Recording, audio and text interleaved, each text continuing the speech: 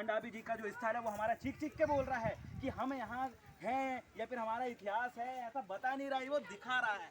ये मंदिर, ये किला, ये गोंगो स्थल खुद चिल्ला के बोल रहा है कि गोंडवाना के मूल वंशजों का ये गोंगो स्थल है, पूजा स्थल है, और इस जगह का इतिहास हमको बताने की जरूरत नहीं है, हम तमाम लोग जानते हैं। इसलिए भूले ना, भटके ना, भ्रमित करने वाले, गुमराह करने वाले, लोगों को बेवकूफ़ बनाने वाले, धर्म का धंधा बनाने वाले लोगों से सावधान रहे, आगे बढ़ते रहें और ओरिजिनल मूल वंशजों को जाने। और आज इस अमरकोट में आज तारीख है 15 जनवरी 2024, दादा हीरा सिंह मरकाम जो गोंडवाना के पुनरुत्थान के लिए जिन्होंने अपना पूरा जीवन समर्पित किया, उन्हीं दादा को आज नमन करते हुए इस अमूर कोट की, ये कोट शब्द मैंने क्यों बोला, क्योंकि कोट व्यवस्था, गढ़ व्यवस्था, परगना व्यवस्था और हमने इसमें नार व्यवस्था देखा था। ये उस समय की बात है जब डेमोक्रेसी इस देश में नहीं थी, जब लोकतंत्र इस देश में नहीं था। उस समय ये देश कैसे संचालित होता था, ये चीज़ें अगर आपको जानना है तो यहाँ के जंगलों में रहने वाले ट्राइब्स जो है, उनकी कम्युनिटी, उनके कल्चर, उनके जो रूढ़ी प्रथा, जिसको भारतीय संविधान के 5वीं अनुसूची के 13(3) का खाम है, जिस रूढ़ी प्रथा को विधि का बल प्राप्त है, जिस स्थानीय कानून की बात किया गया अनुच्छेद 5 में,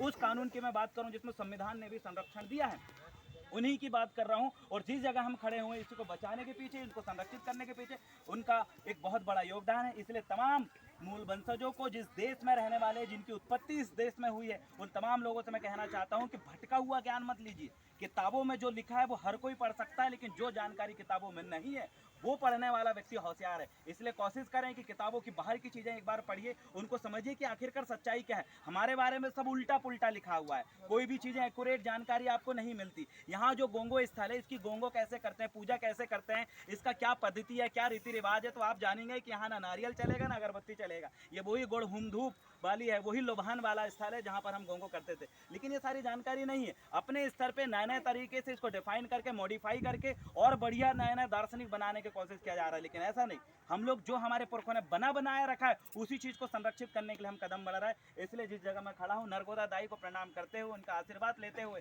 आप तमाम इस नर्मदा को मानने वाले, इसका ओरिजिन को जानने वाले, इसी नस्ल के लोग जिनका जीवाश्म इसी नर्मदा नदी के पास मिला था, उन तमाम लोगों को आज मैं बारंबार जोहार करता हूं, सेवा करता हूं।